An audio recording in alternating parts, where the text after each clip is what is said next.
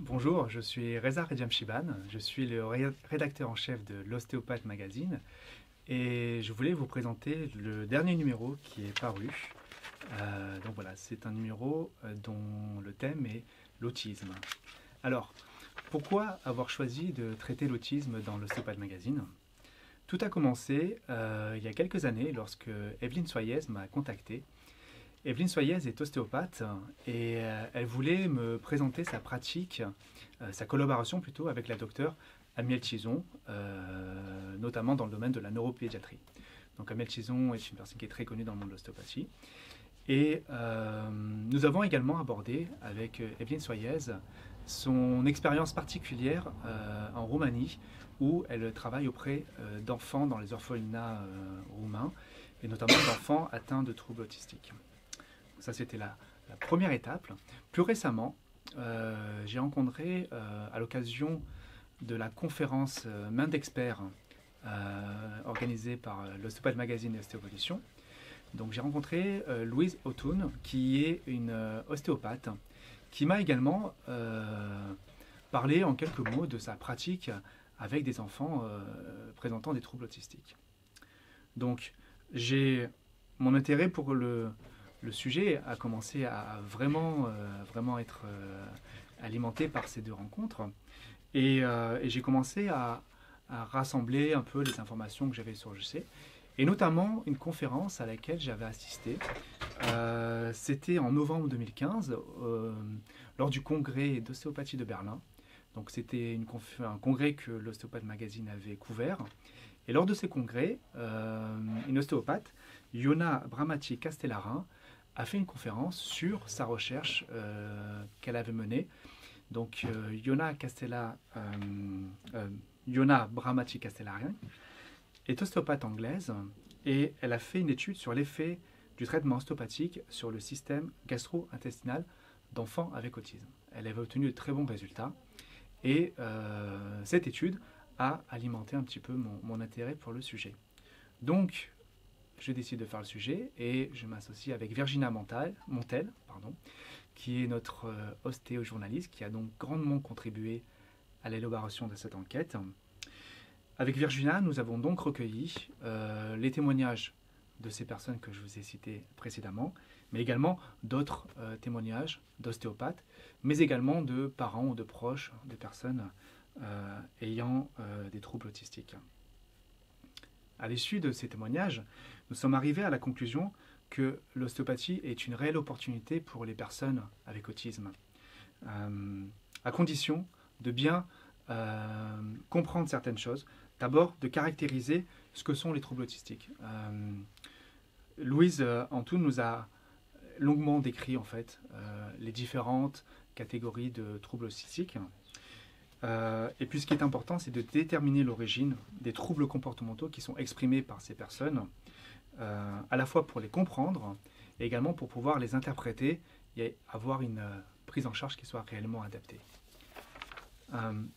Autre chose importante dans cette prise en charge, c'est d'intégrer dans les traitements les proches et la famille. Ces membres de la famille ou ces proches seront vraiment des acteurs des traitements. Il faut les intégrer parce que c'est grâce à eux que votre prise en charge sera réussie. Et il faut aussi également partager vos réussites avec ces personnes-là. On leur a donné la parole dans cette enquête. Et puis, je voulais également préciser quelque chose, c'est qu'habituellement, quand on prépare une enquête ou un reportage, on observe une pratique spécifique ou une prise en charge qui est particulièrement présente dans la vie professionnelle des ostéopathes. Ensuite, on explore les différentes approches cliniques, on en fait une synthèse et on vous restitue ça sous forme d'enquête et de reportage. Pour cette enquête, qui a consisté à relier ostéopathie et autisme, on a appliqué la démarche inverse, car la prise en charge des personnes avec autisme, la prise en charge ostéopathique, est plutôt rare. Donc trouver des personnes dont l'expertise était suffisamment approfondie pour recueillir un témoignage qui soit intéressant a été un vrai défi.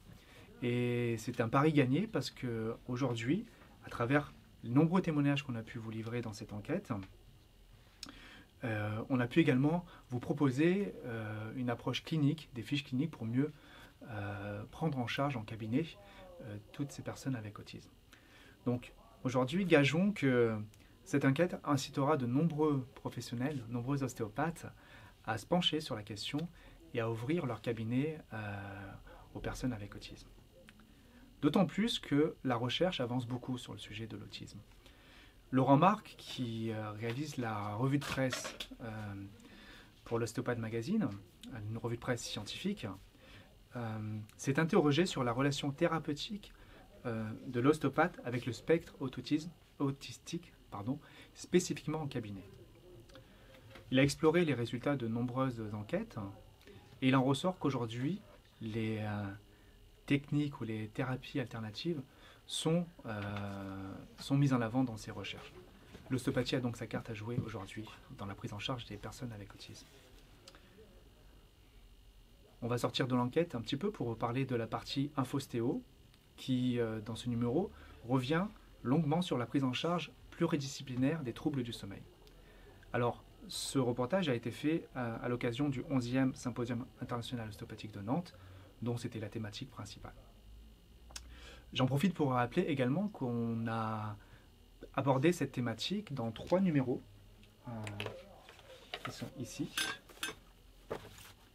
Voilà, les numéros 17, 18 et 19. On a fait 3 séries de reportages où on aborde ces troubles du sommeil sous différents aspects et voilà, à découvrir si ça vous intéresse. Vous pouvez les retrouver sur notre boutique. Donc ce numéro 33 avec près de 70 pages, on espère vous comblera, chers lecteurs. En tout cas, une chose est certaine, pour ceux qui sont toujours curieux d'enrichir leurs connaissances, ce numéro vous permettra d'élargir votre pratique de l'ostéopathie. Voilà. Merci, à bientôt. Et puis j'en profite pour citer le lieu où je réalise cette vidéo, qui est un showroom, un espace où Akuyo, qui est un styliste japonais, présente sa collection de sa marque Mouton Blanc. Voilà, donc vous pouvez retrouver ça sur internet, Mouton Blanc, Akuyo, Belleville. Voilà. En attendant, on vous retrouvera une prochaine fois et je vous dis à très bientôt. Au revoir.